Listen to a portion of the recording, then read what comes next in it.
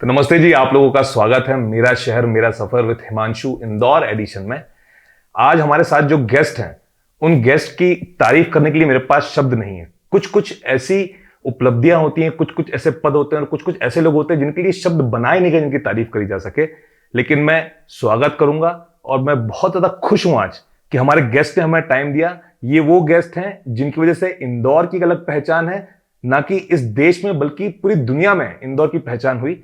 और मैं स्वागत करूंगा आज हमारे जो गेस्ट है उनका।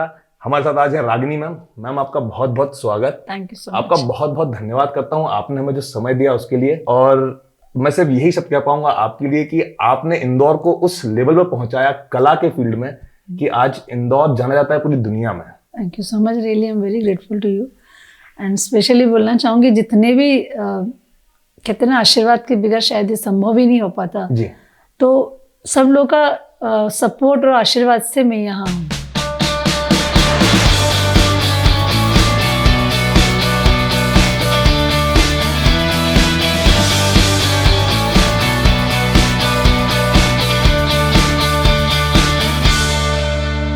मैम, आपकी जर्नी जो है बहुत ही एक संघर्ष भरी जर्नी, बहुत ही जबरदस्त जर्नी, बहुत सारे अप्स एंड डाउन्स देखे आपने इस जर्नी के अंदर। तो हम एक तो आपका जो आर्ट, जो आपकी जो कला है, जो कथक है, हम शुरुआत इससे करते हैं। बहुत सरल भाषा में अगर मैं पूछूं कथक क्या है, ताकि एक बार लोगों को मालूम पड़े कथक क्या है। जनरली कथक वो है जो कथक कहे सो कथक कथक कहलावे। मतलब अगर कथा को नृत्य करते हुए अगर कहा जाए तो वो कथक कहलाता है। पुराने जमाने में ऐसा हुआ करता था, कुछ ही लोग होते थे वो कथा कहते हुए अपनी परंपरा का निर्वाह करते थे। बाद में वो शास्त्र से जुड़ा और वो कथक कहलाया, इसलिए पहले उसे कथिक भी कहा जाता था। इसलिए अभी कथक से ही उसको प्रोनाउंस किया जाता है और उसी के नाम से वो विख्यात है। तो आप जानी मानी गुरु हैं कथक की। आपको इंदौर शहर, आपको, मैं इंडस्ट्री की बात करता हूँ, मुंबई, तो मुंबई से लेकर के इंदौर तक हर कोई आपको जानता है और हर कोई आपको बुलाता है। इस सफर की शुरुआत कब हुई मैम? इस सफर की शुरुआत तब हुई जब मैं 2.5 साल की थी। तब मेरी माता जी ने मुझे सितारा देवी जी के पास लेके गई और वहाँ मेरा एडमिशन करवाया। और जब मैं बहुत छोटी थी, मतलब 1.5-2 साल की उम्र रही होगी मेरी, तो मेरी माँ मुझे गोद में लेके गई कि इनको डांस सिखाना है। जी। मेरी गुरु ने बोला कि अभी इनको बैठने दीजिए। तो 1 या 1.5 साल 2 साल मैं वहाँ जाती थी और बैठी रहती थी और वहाँ की जो भी क्रियाकलाप होते थे वो मैं देखती थी। और पूरा टाइम मेरी माँ मेरे साथ में बाहर, क्लास के बाहर वो विद्यमान होती थी। जैसे धीरे धीरे कहते हैं ना, जो शिक्षा होती है वो संस्कार पे आधारित होती है। सही बात है। तो वो संस्कार से जो पल्लवित हुआ वो धीरे धीरे कब मेरे श्वास में आने लगा, कब मेरे रग में छाने लगा, पता ही नहीं चला। और उसके बाद कब मेरी जिंदगी बन गया और कब मतलब मेरी धड़कन में आने लगा। आज कथक जो है, जो आपकी कला है, वो आपकी सांस एक तरीके से, आपका प्राण है आज। हाँ, तो मेरी जिंदगी में जब मैं 2.5 साल की थी तब से बोल सकते कि मेरी जर्नी स्टार्ट हुई थी। और उसकी वजह मेरी माता जी हैं, जिनकी वजह से मैंने ये कथक शुरू किया था। क्योंकि मेरी माँ का कहना था कि एक ऐसी परंपरा तुम्हें जीनी है जिसका सपना मैं देखा करती थी, जो मेरे से पूरा नहीं हुआ तो वो तुम्हें करना है। तो मेरी माँ हमेशा, मुझे जब छोटी थी तब मैं 4-5 साल की थी, तब दूरदर्शन पे एक शास्त्रीय नृत्य की रात के 11 बजे एक प्रोग्राम आता था, सभी जानते होंगे शायद। तो मेरी माँ मुझे रात को जगह के वो दिखाया करती थी, देख तुझे ऐसा बनना है। मतलब इतना जुनून था मेरी माँ में कि लगता था कि वो, अगर वो शायद उन्हें सुविधा मिलती, क्योंकि एक तो राजपूत घराने की थी, तो उनके साथ पुश्तों में भी शायद वो चीज़ हुई नहीं होगी और उस समय जो परिस्थिति थी तो शायद वो संभव नहीं हुआ होगा। तो वो सारे सपने मेरी माँ ने मेरे लिए देखे और वो सपने पूरे करने के लिए फिर मैंने अपनी सारी चीज़ें छोड़ के सिर्फ इसको कंसंट्रेट किया और बस धीरे धीरे बोलना चाहिए कि बात बनती गई। तो मैं कहूँगा कि एक तो धन्य सी माँ जो उन्होंने इतना अटल सपना आपको दिया। जी। और दूसरा आपको भी नमन कि आपने अपनी माँ के सपने को इतने जुनून के साथ में, और आप इसको आज तक जी रहे हैं सपने को। और आपने जैसे बताया कि अब तो ये सपना जो है, ये आपका एक, मतलब ये जो कला है आपका, ये प्राण बन चुके हैं। इसके बिना आप जीवन संभव नहीं। मतलब मेरे श्वास की भी कल्पना नहीं कर सकती मैं भगवान से यही प्रार्थना करती हूँ, I would like to dance till my end. जब तक सांस है तब तक मुझे यही काम में दीजिए और ऐसा कभी जन्म मत दीजिए जिसमें मैं डांसर ना रहूं।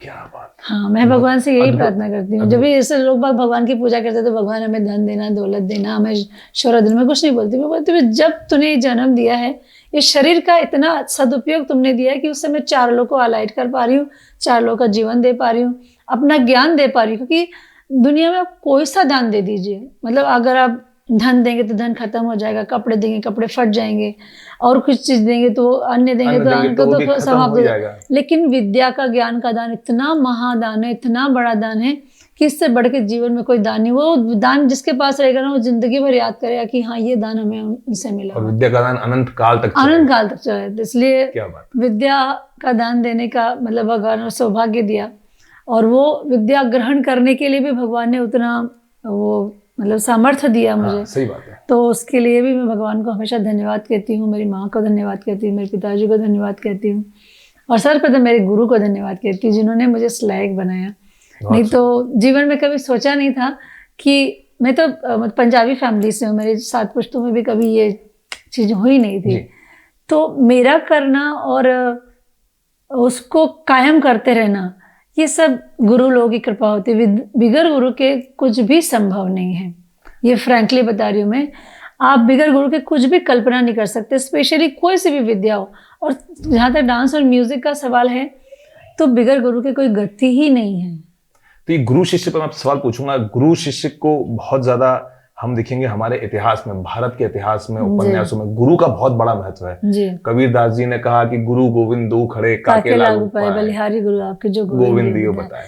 बिल्कुल सही कहा है। इसके बारे में संदर्भ में कहना चाहूंगी कि गुरु वो तत्व है जो अपने उजाले मतलब अपना जो ज्ञान है उससे शिष्य को अंधकार से उजाले की ओर लेके जाता है।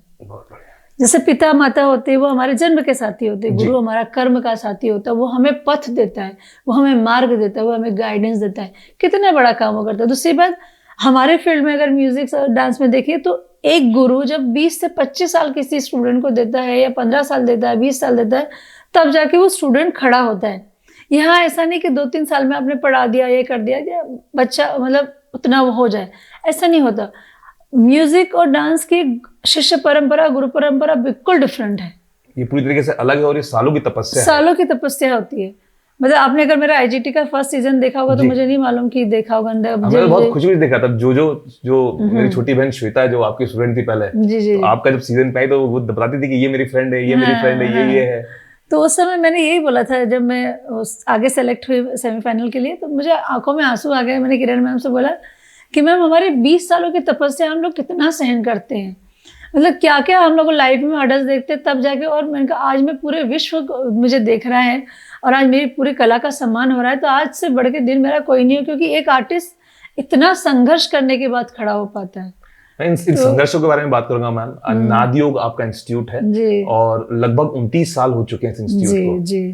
तो कुछ संघर्षों के बारे में बात करेंगे। जब आपने शुरू करा इस इंस्टीट्यूट को, तब कैसा रहा? शुरू करना आसान था? बहुत टफ था। आज मैं बिल्कुल सच्चाई बताऊंगी यहाँ पे कि जहाँ मैंने छोटे से रूम में, पहले तो मैंने राजवाड़ा में शुरू किया था मेरी दोस्त के यहाँ पे जी। तो उसके यहाँ बहुत अच्छा रहा, 2-3 साल मेरा बहुत अच्छा निकला। उसके बाद उसकी शादी हो गई, तो वहाँ से मुझे इंस्टीट्यूशन हटाना पड़ा। फिर मैंने ब्रजेश्वरी एनेक्स में 33 में खोला।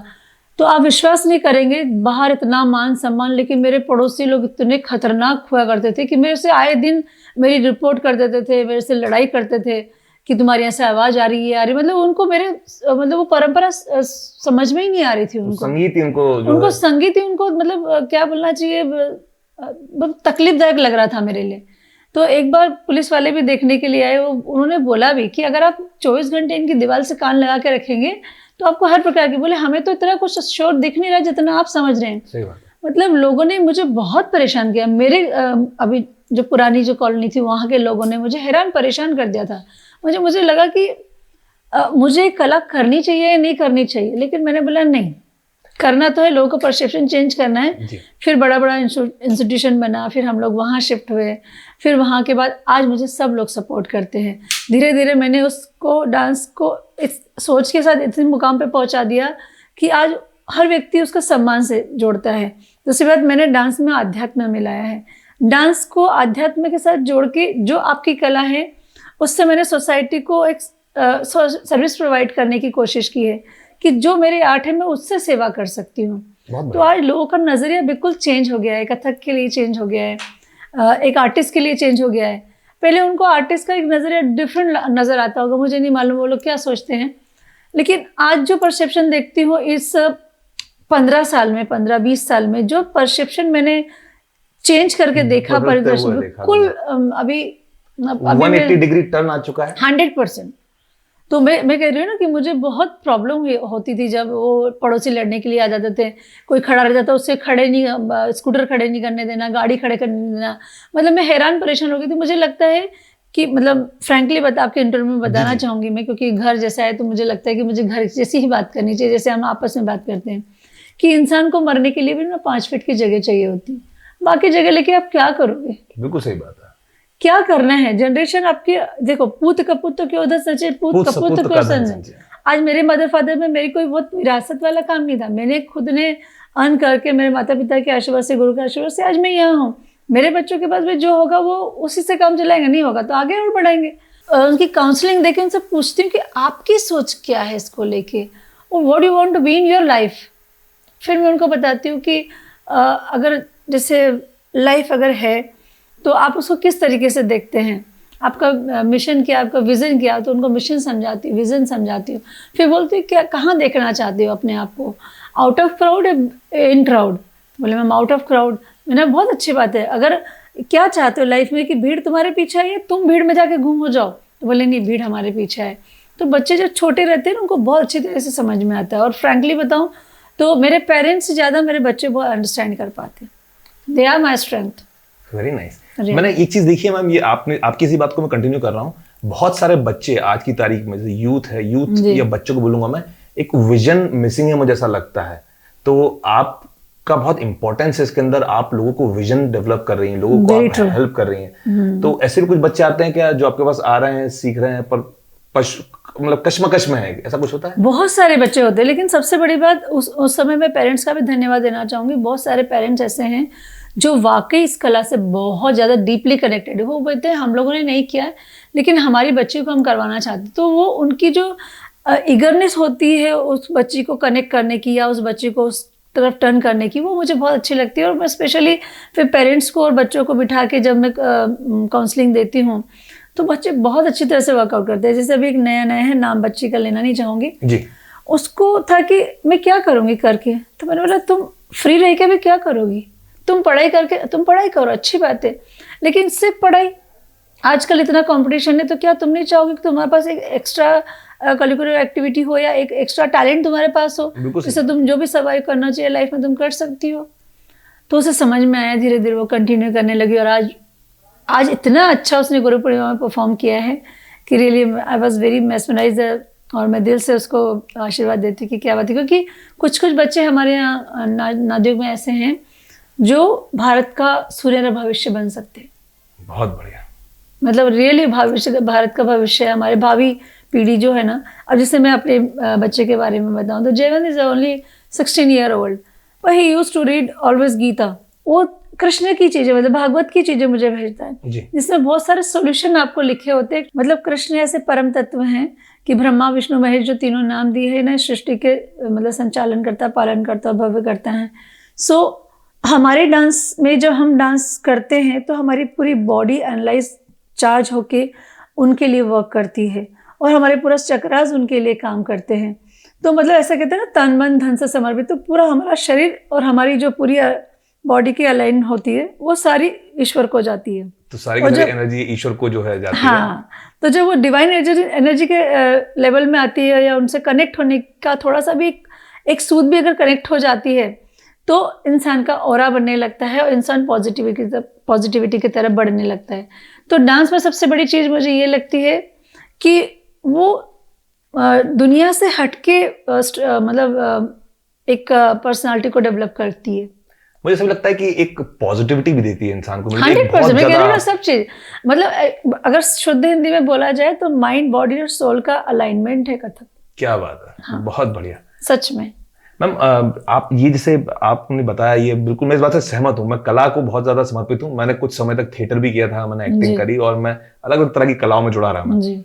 मेरा सवाल, मैंने एक चीज देखी है, जितने भी कलाकार होते हैं इनके जीवन में संघर्ष होता है, तो आपके जीवन में संघर्ष रहा होगा, कभी जीवन में ऐसा पॉइंट आया जहां आपको लगा कि मुझे इस कला को नहीं करना चाहिए, मुझे कुछ और करना चाहिए? ऐसा कभी जीवन में, ऐसा कभी? फ्रैंकली बताऊं तो ऐसा प्रॉब्लम्स तो बहुत आई, लेकिन मेरा ऐसा मानना है कि जो जिंदगी है ना, वो हमारी टीचर है। सही बात है। और उसने हमें एग्जाम का टाइम दिया है, तो हमें हर एग्जाम अव्वल नंबर से पास होनी है। क्या बात है। बस ये कभी नहीं, देखिए क्विट कहाँ तक करेंगे ना, क्विट करना कोई लाइफ का सोल्यूशन नहीं है जी। हाँ, कहाँ कहाँ क्विट करेंगे? यहाँ चलो, यहाँ ठीक है, आपने यहाँ छोड़ दिया, वहाँ छोड़ दिया, तो फिर क्या होगा, जीवन में छोड़ने की आदत पड़ जाएगी, फिर मतलब फाइट होगा नहीं। मुझे लगता है जिंदगी, फाइटिंग का नाम ही जिंदगी है। जिंदगी मतलब लड़ना है, तो लड़ते रहो और काम करते रहो। मुझे लगता है कि हमारा जो जिंदगी का एक सफर है, हमारा एक मतलब, मैं तो इसका रंगमंच मानती हूँ जी। हमारा जो सफर है ना, ये एक परीक्षा देते हुए आगे निकलता है, और आगे आने की स्थिति क्या होगी ये कोई वो डिसाइड मत कीजिए। बस ये कीजिए कि हमें एक ऐसे लेवल पे पहुंचना चाहिए जहाँ पे वो और मैं एक हो पाए।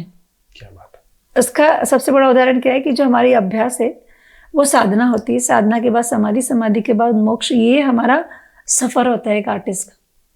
तो मेरी कोशिश तो अभी जारी है कि साधना तक तो पहुंच जाऊं, फिर समाधि के बाद मोक्ष, क्योंकि जितने भी बड़े गुरु लोगों ने ना यही मार्ग से वो लोग आगे गए हैं।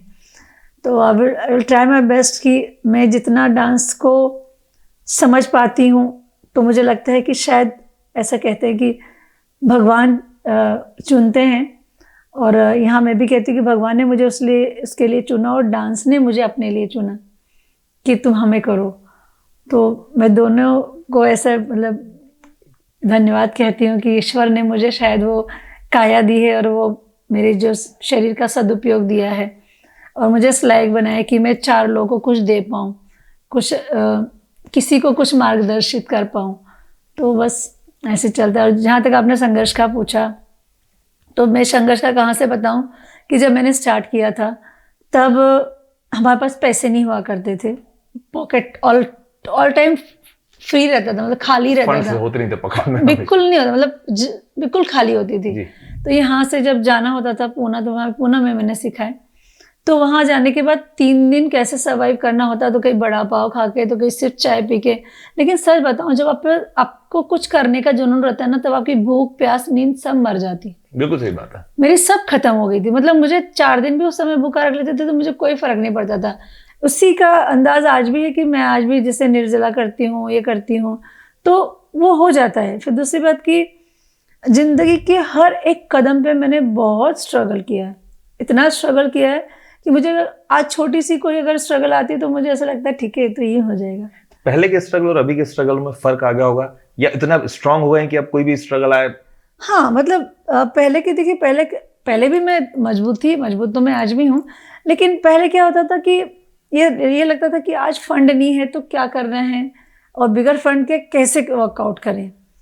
तो वो स्थिति में और आज की स्थिति में कि आज फंड है, साथ सब कुछ है, तो डिफरेंस सिचुएशन में, लेकिन सोच में नहीं है।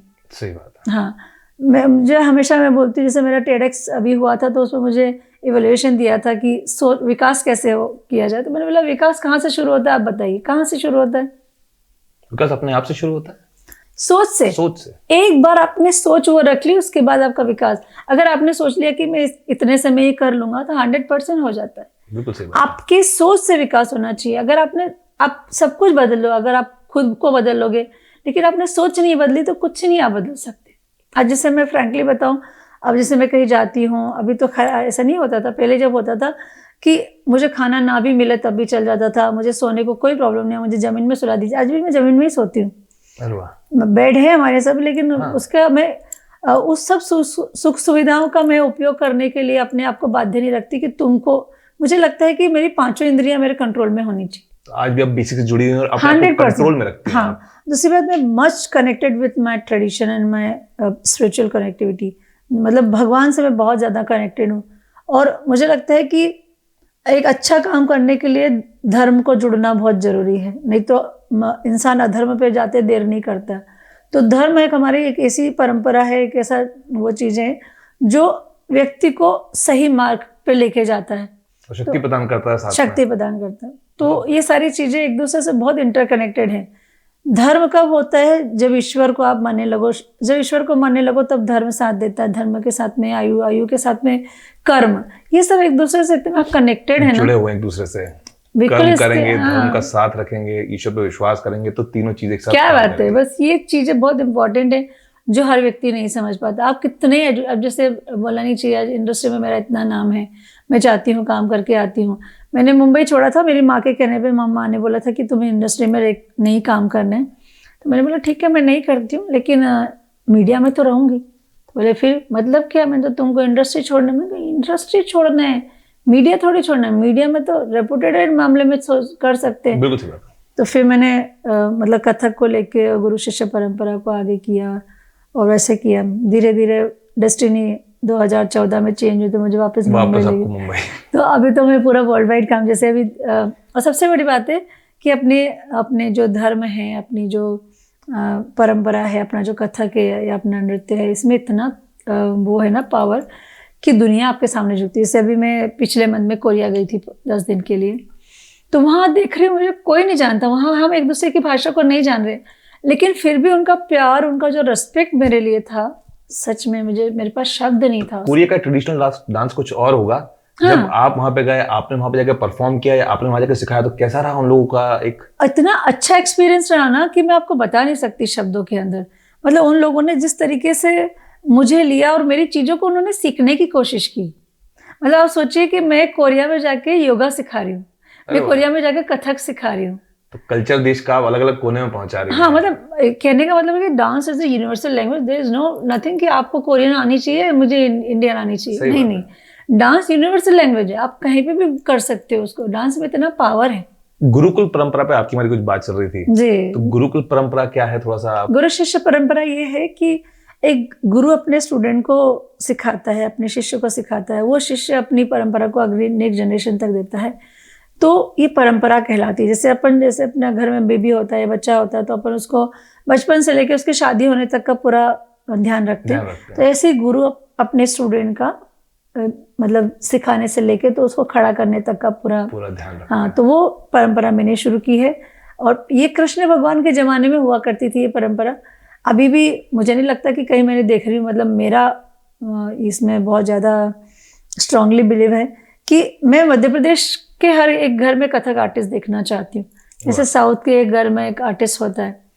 तो ये सारी जो परंपरा है, इसके अंतर्गत गुरु संसर्ग में रह के शिक्षा प्राप्त करना और उसे अच्छे लेवल पे लेके जाना, दैट इज गुरु शिष्य परंपरा। मैम, एक सवाल मेरा और है आपसे, ये कोई भी डांस फॉर्म होता है तो कई बार क्या होता है, जेंडर उस पे होता है कि ये मेल कर सकते हैं, फीमेल कर सकती हैं। तो कथक के लिए ऐसा कुछ है क्या? नहीं, किसी भी डांस के लिए नहीं है। किसी भी डांस में नहीं है। हाँ, कोई भी कर सकता है ऐसे।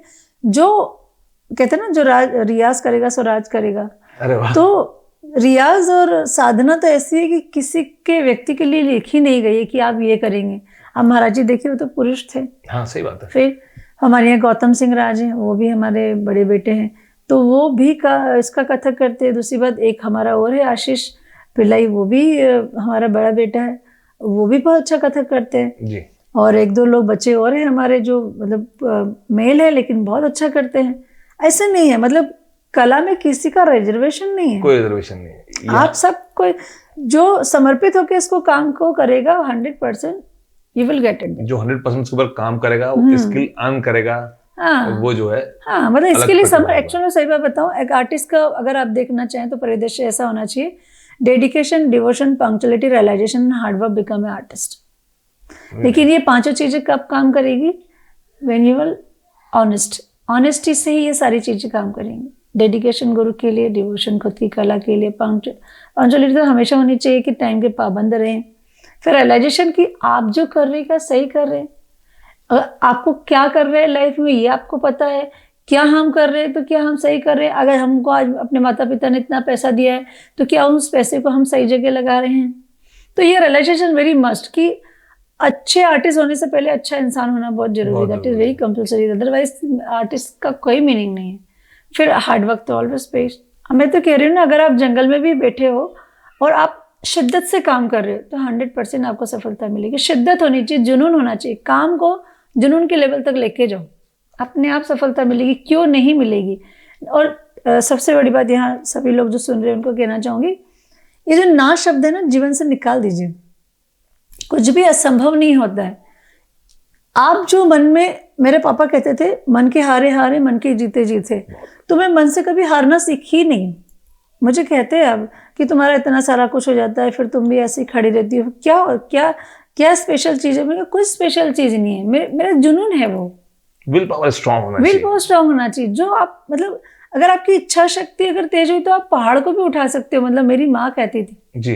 तो ये बहुत बड़ी बात है जो बुजुर्ग लोग कह गए। पहले मेरे पापा मुझे बताया करते थे, मुझे लगता था डैडी कहाँ आप कहावत पे कहावत कहे जा रहे थे, मेरे दिमाग दुखने लगता है। कुछ नहीं, तुमको आगे यही काम आने वाला है। और सच में आप बता रहे हैं, डैडी उस समय तो बोल के चले गए, अभी आज तो डैडी है नहीं, लेकिन उनकी एक एक चीज़ मेरे को, जहाँ सवाल मेरा जवाब नहीं मिलता ना, या तो मैं भगवान कृष्ण से पूछती हूँ या डैडी से पूछती हूँ। अब भी आज भी मुझे जवाब मिलता है।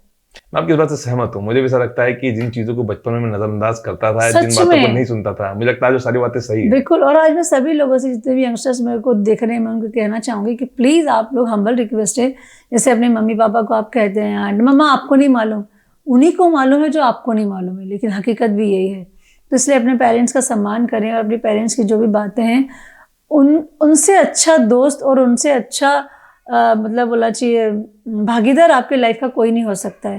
तो मुझे लगता है कि वो आपके लिए जो भी सोचेंगे बेस्ट सोचेंगे। इसलिए अपने पेरेंट्स का और अपने माता पिता का सम्मान करें सच में। और आज की जैसे जनरेशन में, पापा उस समय कहा करते थे कि एक असफलता सफलता के हजारों द्वार खोलती है। तो उस समय भी वही हमारा मतलब वो था कि कितने असफल हो जाओ, सफलता तो मिलनी है, करते रहो। फिर मैं डैडी ऐसे क्यों बोलते हैं?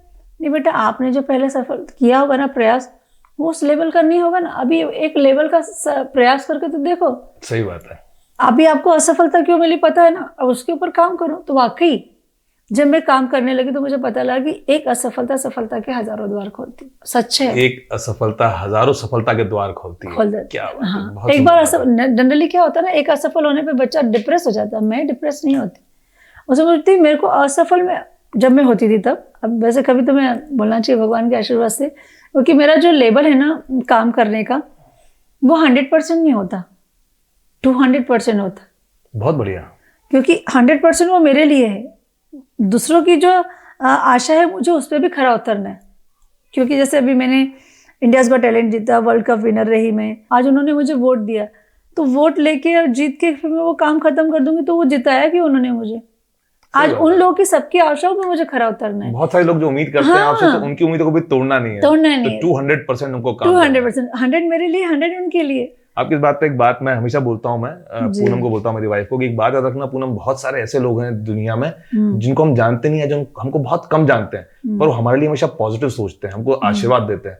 तो हमको हर वक्त जो है ना मजबूती के साथ जीवन से लड़ना है उन लोगों के लिए। क्या बात है।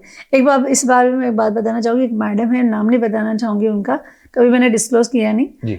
मैंने जब PhD किया 2016 की बात है ये, तो ऐसे जनरली PhD करते हैं तो मेरे बहुत मित्र हैं केलवा जी, तो केलवा जी से मैंने बोला केलवा जी कुछ नोट्स हैं आपके, तो मुझे आपसे एक बार ऐसे मिलना, हम लोग एक दूसरे को देख रहे थे क्योंकि 16 में मुझे अवार्ड होने वाली थी। तो मैंने बोला कुछ भी एक बार देख लेते इंटरव्यू में आपने क्या किया, क्योंकि मेरे से 6 महीने पहले उन्होंने किया।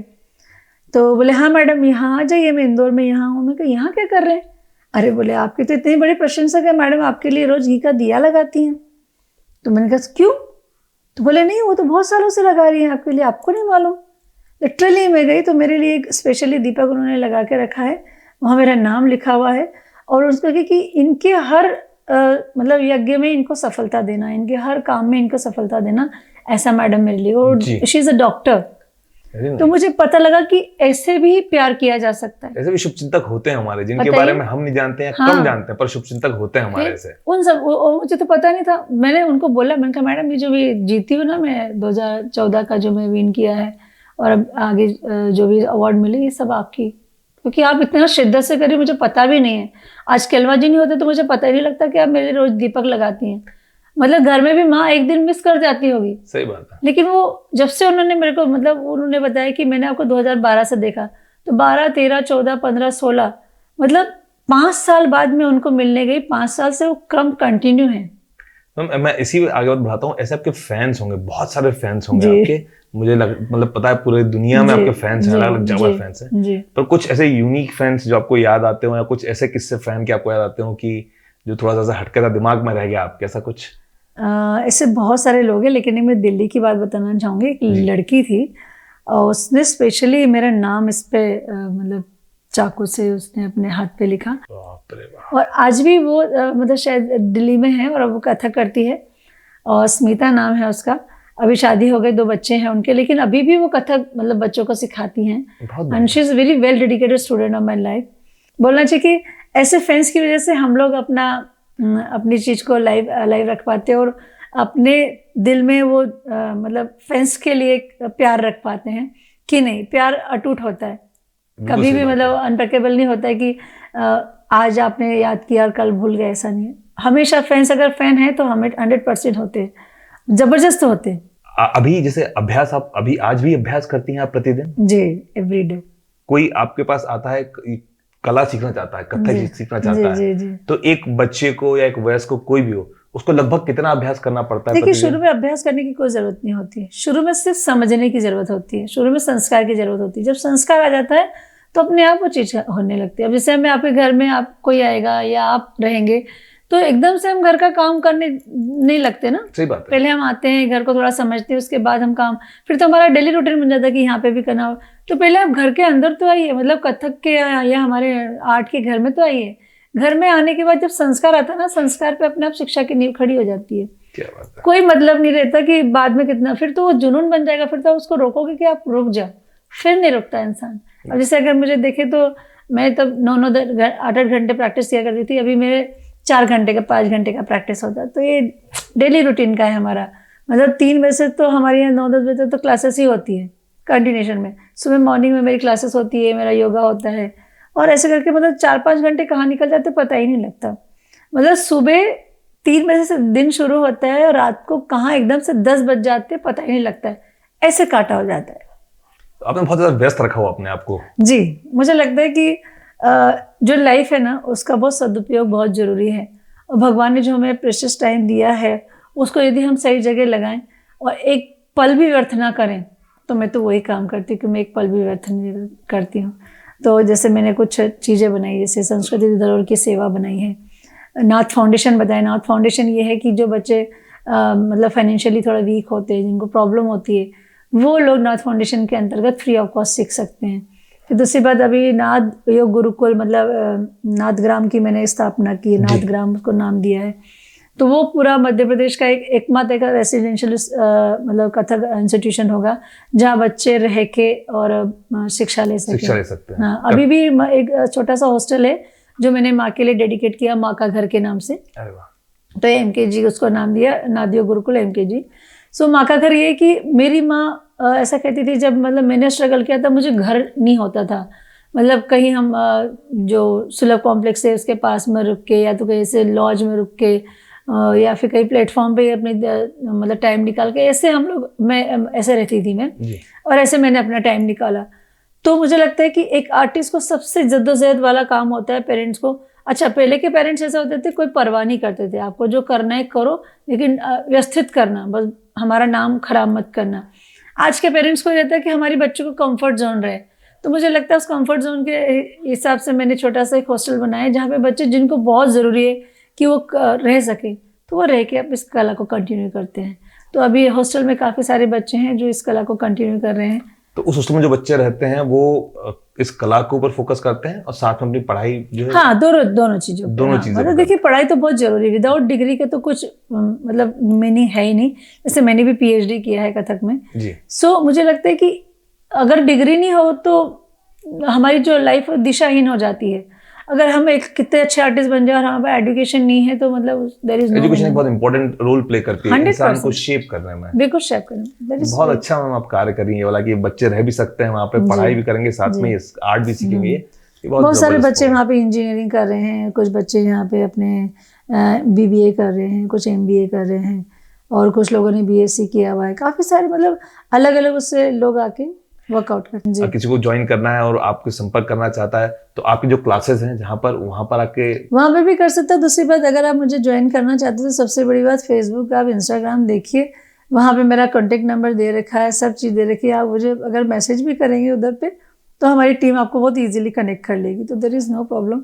और जहाँ चाहा वहाँ रहा, एक बार आप चाहें तो राह अपने आप निकल जाती है। जैसे आज हमारे यहाँ इंस्टीट्यूशन में 2.5 से लेके तो 60 तक के बच्चे आते, 60 साल तक के बच्चे। अच्छा, 60 साल तक के बच्चे इसलिए कहती हूँ क्योंकि वो भी आज बच्चों की गिनती में ही काम कर रहे हैं। बिल्कुल सही बात है। मैं उनको यही बोलती हूँ कि यहाँ आके आप अपनी उम्र को भूल जाइए। अपने को ये मत सोचिए कि आप 50 के हैं या 60 के, 55 के, नहीं, आप मेरे बच्चे हो। हालांकि मैं उनसे बहुत छोटी हूँ, लेकिन फिर भी गुरु जो है वो गुरु होता है। हाँ, गुरु का दर्जा सबसे ऊपर। हाँ, तो लेकिन वो आते हैं और उसी समर्पण भाव से वो काम करते हैं। क्या बात है, बहुत। अभी इसका बहुत अच्छा उदाहरण हमारे इंस्टीट्यूशन में अभी 16-16 को हम लोगों ने गुरु पूर्णिमा फेस्टिवल सेलिब्रेट किया, क्योंकि 3 तारीख को मैं सिटी में थी नहीं जी, तो अभी से करने को रहा। तो बहुत अच्छी तरह से उन्होंने सेलिब्रेट किया और इतनी अच्छी तरह से उन्होंने मेरे को, मतलब डांस का बोलना चाहिए ना, गुरु दक्षिणा, तो डांस ही करके गुरु दक्षिणा दी कि मैडम हमने आपके लिए किया। तो इससे बड़ी बात क्या हो सकती है कि एक डिवाइन पाथ पे आप चलने लगे, और क्या चाहिए। बहुत सुंदर। मैम, अभी जो यूथ है या अभी जो भी लोग आपको देख रहे हैं यहाँ पर, उनको आप एक क्या मैसेज देंगी कि क्या चीज बहुत इंपॉर्टेंट है, जो ताकि अगर वो कोई कला सीखना चाह रहे हैं या कोई काम कर रहे हैं, कोई काम सीख रहे हैं, तो क्या क्रक्स क्या है, क्या बहुत इंपॉर्टेंट है लाइफ में उनको जो करना चाहिए? एक चीज करना है बस, फोकस। अगर फोकस नहीं है तो आप कुछ भी नहीं कर सकते। और दूसरी बात, ईमानदारी। हम्बल रिक्वेस्ट है सभी लोगों से जो भी इस कला को करना चाहते हैं, ईमानदार रहिए, अपने गुरु के प्रति तो 100% रहिए। क्या होता है ना, आजकल के बच्चे सीख जाते हैं, उसके बाद सीखने के बाद इतना सडनली चेंज हो जाते हैं कि हु आर यू। अच्छा, ये भी मैंने अपनी लाइफ में फेस देखा है। आपने लाइफ में? हाँ, ये लाइफ में मैंने बहुत अच्छा फेस देखा है। जिन बच्चों को मैंने 15-16 साल सिखाए, वो इतने इमीडिएटली टर्न हो गए कि वो पहचानना भी मुश्किल हो गया उनको कि हाँ मैं कोई हूँ भी। तो मतलब यही है कि इंसानियत बरकरार रखें, और कोई भी काम करने के लिए सबसे पहले इंसान होना जरूरी, तो प्लीज़ इंसान बने रहिए। एक बात हमेशा ध्यान रखें कि जब आपको कुछ नहीं आता था, तब आपको यदि किसी व्यक्ति ने हेल्प किया है या आपको बनाया है, तो आपको ताउम्र उसके लिए समर्पित रहना चाहिए। समर्पित ना भी रहें तो शुक्रगुजार रहना चाहिए। बिल्कुल सही बात है, बहुत ज़रूरी है ये, और यही इंसान है, यही इंसानियत है। तो मुझे लगता है कि फोकस के साथ में ये चीज़ें बहुत ज़रूरी है, जो एक आर्टिस्ट को इंसान बनाती है और इंसान समाज का निर्माण करता है। इसके लिए मैंने एक छोटा सा मेरी थोड़े दिन पहले एक मेरी बहुत अच्छी एफबी की दोस्त आतिशा शर्मा जी, मिसेस शर्मा ने मुझे एक छोटी स्टोरी डाली, मुझे पर्सनली मुझे बहुत अच्छी लगी। वो स्टोरी ऐसी है कि एक बंदा रहता है, एक व्यक्ति रहता है, वो एक सांप को, छोटे से बच्चे को, मतलब घायल रहता है, उसको पाल लेता है, वो घर में लेके आता है। वो सांप धीरे धीरे बड़ा होता है, वो अजगर बन जाता है। तो बड़ा खुश होता है कि यार मैं तो सांप लेके आया था, अजगर बन गया, तो मैं कितना प्यार कर, उसको बहुत दिल और जान से चाहता है वो। फिर एक समय क्या होता है कि वो अजगर खाना छोड़ देता है, तो वो बड़ा व्यक्ति टेंशन में आ जाता है। वो कहता है कि यार ये तो बड़ी बुरी बात हो गई, मेरा अजगर तो मर जाएगा, भूखा रह रहा है। तो बोले मुझे तो जाना चाहिए। तो वो जो डॉक्टर होते हैं पशुओं के, वो उनके पास लेके जाता है वो। तो बोले क्या हुआ, बोले तुम, बोले ना खाना नहीं खाते, बिल्कुल ऐसे रहते हो, रात को बिल्कुल इनको ऐसे गुड़ी मुड़ी होके अच्छा लगता है, और पूरे स्ट्रेट हो जाते हैं, बिल्कुल ऐसे टाइट हो जाती है। तो बोले अच्छा। तो फिर डॉक्टर एग्जाम करते, तो बोले ये रोल भी होते हैं क्या, करते हो? तो बोले हाँ, रात को रोल होते हैं। बोले अच्छा। बोले आपके पास होते हैं? बोले हाँ, दिन भर मेरे पास होता है। हाँ। बोले मेरे जान है, मेरा जिगर का टुकड़ा है ये। बचपन से पाला मैंने। बचपन से पाला मैंने इसको। तो अच्छा। बोले आप बैठिए, आप बुरा मत मानिए, आपको बताना चाहता हूँ। बोले अब ये बड़ा हो गया ना, आपके इतना हो गया, तो ये आपके पास जब सोता है ना, तो ये देखता है कि आपको जब ये निगलेगा तो ये आपको पचा पाएगा कि नहीं पचा पाएगा। अच्छा। दूसरी बात, जब ये स्ट्रेच होकर देखता है तो ये देखता है कि आपसे लंबा हुआ कि नहीं, कि जब ये आपको खाए तो आप इसके अंदर आएंगे कि नहीं आएंगे। ओके। तो मतलब मैं वो जब घटना स्टोरी मुझे पता पड़ी ना, सच में अभी जो परिदृश्य मेरे सामने कुछ ऐसे हुआ है, मैं नाम नहीं लेना चाहूंगी उन लोगों का जी, वो घटना बिल्कुल उनके, ये कहानी बिल्कुल सटीक बैठ गई उनके ऊपर। I was just shocked. वो जो कहानी सुनी ना, मेरी दीदी से मैंने स्पेशली फोन लगाया, मैंने उन्हें कभी फोन नहीं लगाया था। मैंने दीदी को बोला क्या दीदी आप क्या सोच के लेके आते हो। क्या बात है। तो मतलब ऐसी कुछ स्टोरीज हैं, मतलब जैसे मेरे पापा कहा करते थे, तो मैं उन समय मैं उनकी मानना नहीं करती थी। मतलब ठीक है नहीं डैडी आप कुछ भी कहते हो, लेकिन आज लगता है कि ज़रूरी है। अब जैसे हमारा जयवंत बहुत छोटा है, 16 ईयर का है, तो मुझे बोलता है कि मम्मा ऐसा कुछ हो जाता है, ऐसा कुछ। मैंने कहा ऐसा क्यों होता है जुगनू? तो बोले माँ अगर समझाने से चीज़ हो जाती तो महाभारत होती क्या? क्या बात है, इतना छोटा बच्चा। उतना 16 ईयर के बच्चे ने मुझे जयवंत ने चुप कर दिया। मैंने बोला हाँ यार बात तो सही कह रहा है। तो मुझे लगता है कि कहीं ना कहीं सही शिक्षा और सही संस्कार हर बच्चे में देना चाहिए। आप खाने को कम दो बच्चों को अपने, लेकिन संस्कार दो, शिक्षा दो, गुरु का सम्मान करे, बड़ों का सम्मान करे, किसी का भी एहसान माने। ऐसे पेरेंट्स बहुत कम होते। तो वैल्यूज जो है अपने बच्चों को वैल्यूज दीजिए, लाइफ वैल्यू दीजिए। हाँ एथिक्स सिखाइए बच्चों को, एथिक्स सिखाइए बच्चों को। आजकल के जमाने में ये कमी मैं महसूस देखती हूँ, और सिर्फ 1-2% जो है वही मेरे को धर्म में बन जाते हैं। बाकी ऐसे 99% मैं देखती हूँ बहुत अच्छे पेरेंट्स हैं मेरे यहाँ के, और बहुत अच्छा काम करते हैं और बहुत अच्छी तरह से। मतलब आज एक मैं बताऊँ, मिसेस पाटनी आज हमारी यहाँ आई थी, उनकी बच्ची 5th क्लास में है, और जिस तरीके से उन्होंने आज मुझे बोला मुझे इतना अच्छा लगा। और वेल टू डू फैमिली से, उनको कोई कमी नहीं है। बोले मैम अगर ये इस आर्ट को करना चाहेगी तो बोले मैं चाहूँगी कि मैं इसको प्राइवेट स्कूल करवा दूँ, ताकि यहाँ पे फोकस करे। कितनी बड़ी बात है, सच में बताऊं ये चीज मेरे मदर फादर ने बोला था। मतलब मेरे पापा बोलते थे अच्छे, मेरे डैडी ने मुझसे एक ही चीज पूछी, ये तू बता कि जो तू काम कर रही है उससे तू खा पाएगी क्या, खा पाएगी क्या? आपने क्या बोला? मैंने बोला डैडी मैं भी कमाऊंगी और जो अपने आएंगे उनको भी खिलाऊंगी। मतलब मैं भी खाऊंगी और वो भी खाएंगे, कोई कमी नहीं रहेगी। आप मुझे एक बार आर्ट करने दो बस। इतना कॉन्फिडेंस था आपको? सोचिए, मतलब मैं समझ में नहीं आया उस समय क्या मैंने सोचा, और तभी मेरी एज थी 12-13 साल। अरे वाह, उस इतनी छोटी एज में इतना फोरकास्टिंग करा आपने। हाँ क्या बात है, इतना फोकस थी। तो मैंने फोकस जो बोला ना, सिर्फ एक चीज फोकस। मुझे चारों तरफ, जब मैं छोटी थी तो मुझे एक ही दिखता था, मेरा बहुत बड़ा इंस्टीट्यूशन है, अच्छा इंसान बनना है। ये शुरू से मेरे दिमाग में मैंने डाल के रखा था। और ये आज का हकीकत बताऊं कि आप जो यूनिवर्स को दोगे ना, यूनिवर्स आपको वो देगा। जैसा हम सोचे वैसे है। इसलिए कभी भी किसी के बारे में नेगेटिविटी मत लेके आइए, किसी को बुरा मत बोलिए। आपका नहीं बनता है आप हट जाइए वहाँ से, लेकिन किसी के बारे में हमको रॉन्ग शब्द बोलने का अधिकार नहीं है, ना ही करना। इससे आप अपना ओरा ख़त्म कर रहे हैं, अपनी खुद की वाइब्रेशन खराब कर रहे हैं। क्यों कर रहे हैं? मत कीजिए ना। तो इस चीज़ों पे फोकस करना चाहिए कि आप जब भी अफर्मेशन दें, जब भी आप वो यूनिवर्स को कहें तो पॉजिटिविटी दें। बस जितना पॉजिटिव और आप स्प्रेड करेंगे ना। मेरा बच्चा कहता है, मुझे 16 साल का है, वो बहुत छोटा है, ये कहता है मम्मा पॉजिटिविटी होगी ना तो सब दूर पॉजिटिव लगेगा, अब थोड़ा सा भी नेगेटिव हो जाएगा ना तो सब दूर नेगेटिविटी हो जाएगी। बहुत बढ़िया, बहुत बड़ी बातें बड़ी सरल शब्दों में आपने जो लोगों को बता दी, आपने मुझे समझा दी बहुत सारी बातें। इंदौर शहर के लिए कुछ बोलेंगे आप? इंदौर शहर जो आपसे इतना प्यार करता है, इंदौर के लिए कोई मैसेज? इंदौर के लिए मेरा शत नमन, मेरा दंडवत आप स्वीकार करें सभी लोग। इंदौर ने मुझे जो सम्मान दिया है, जो मान दिया है, जो प्यार दिया है, उसकी मैं जन्मों जन्म तक कृतज्ञ रहूँगी। क्योंकि जब भी मुझे ज़रूरत पड़ी है इंदौर की, इंदौर ऐसे करके पूरा समूह में खड़ा हुआ है। और इंदौर से जो प्यार, जो मान और सम्मान मिला है, मैं बस उसके लिए इतना ही कहती हूँ कि सभी लोगों को दिल से मेरा धन्यवाद। और मैं कोशिश करूँगी कि जब तक मुझ में सांस है तब तक मैं इस कला के प्रति अपने आप को समर्पित रखूँगी। और हमेशा यही चाहूँगी कि आप ताउम्र ता ज़िंदगी आप मुझसे इसी तरह जुड़े रहें। और आपका एप्रिसिएशन मुझे बहुत आगे काम करने की प्रेरणा देता है। तो बस आपका एक शब्द मेरी ज़िंदगी का बहुत अच्छा मकसद बन जाएगा। क्या बात आगे भी मुझे ऐसा लगता है कि इंदौर शहर जो आपसे रिवर्स में कहेगा, वो कमेंट्स में तो आएगा ही आएगा जो इंदौर शहर आपसे कहेगा, लेकिन मुझे लगता है कि इंदौर शहर आपसे कहेगा कि इंदौर शहर बहुत ज़्यादा सौभाग्यशाली है जो आप यहाँ पर हैं। मैम आपका बहुत बहुत धन्यवाद, आपने जो समय दिया हमें यहाँ पर। और मैं पूरा प्रयास करूँगा कि आपसे हम निरंतर रूप से मिलते रहें। मैं जो कथक कला है, जो डांस वाली कला है, उसमें मैं बचपन से ही जो है बहुत कमजोर रहा और मैं बहुत दूर रहा उससे मैं। लेकिन मैं मेरी बिटिया को लेकर के जरूर आपके यहाँ पर आऊँगा, वो बहुत ज़्यादा पसंद करती है। जैसे मेरी छोटी बहन आती थी आपके यहाँ, वो भी आएगी। हाँ, आपका बहुत बहुत धन्यवाद, आपने समय दिया हमें आज, इतने बिजी शेड्यूल में से आपने समय दिया। आप सभी लोगों का धन्यवाद। मैं उम्मीद करता हूँ आप लोगों को आज का ये पॉडकास्ट बहुत ज़्यादा पसंद आया हो। आप लोग अपने कमेंट्स लाइक शेयर जरूर करिए, कमेंट जरूर लिखिए, कमेंट्स बहुत इंपॉर्टेंट है ताकि हमको मालूम पड़े आपको कैसा लगा ये।